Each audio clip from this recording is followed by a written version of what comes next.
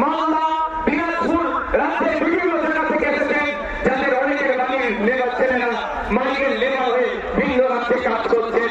আপনাদেরকে জানানো হয়নি ইন্টারস্টেট মালিকের লেবার অ্যাক্ট 1979টা কি, ওখানে প্রত্যেকটা যে মালিকের লেবার আছে তার অধিকার সুরক্ষিত আছে।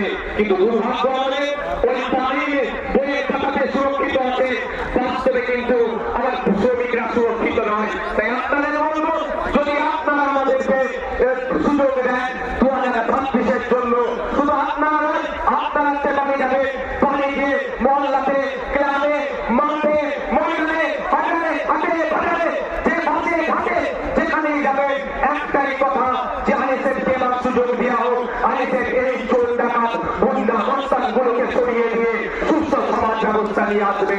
এই সমাজ ব্যবস্থায় সরকারি কর্মচারীরা তার হকের দিয়ে পাবে কেন্দ্রীয় সময়ে, যে সমাজ ব্যবস্থায় শূন্য পদগুলো পূরণ হবে, বেকারত্ব তুলে ধরানো হবে, যে সমাজ ব্যবস্থায় আইনের বিচার হবে, তফাৎগুলোর বিচার হবে, বৃহত্তম বিচার হবে, যে সমাজ ব্যবস্থায় নারীরা তার অধিকার পাবে, যে সমাজ ব্যবস্থায় মজুর কৃষকদের তার উৎপন্ন ফসলের দাম পাবে, যে সমাজ ব্যবস্থায় আমি আপনি নিয়োগ করছি আমার আপনার শ্রমের মূল্যায়ন হচ্ছে না, এই শ্রমের মূল্যায়ন হবে মিনিমাম ওয়েজেসটা আমরা বাড়াবার ব্যবস্থা করবো।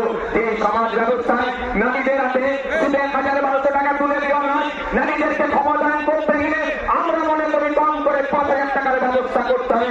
সেই ব্যবস্থা আমরা নিয়ে আসবো।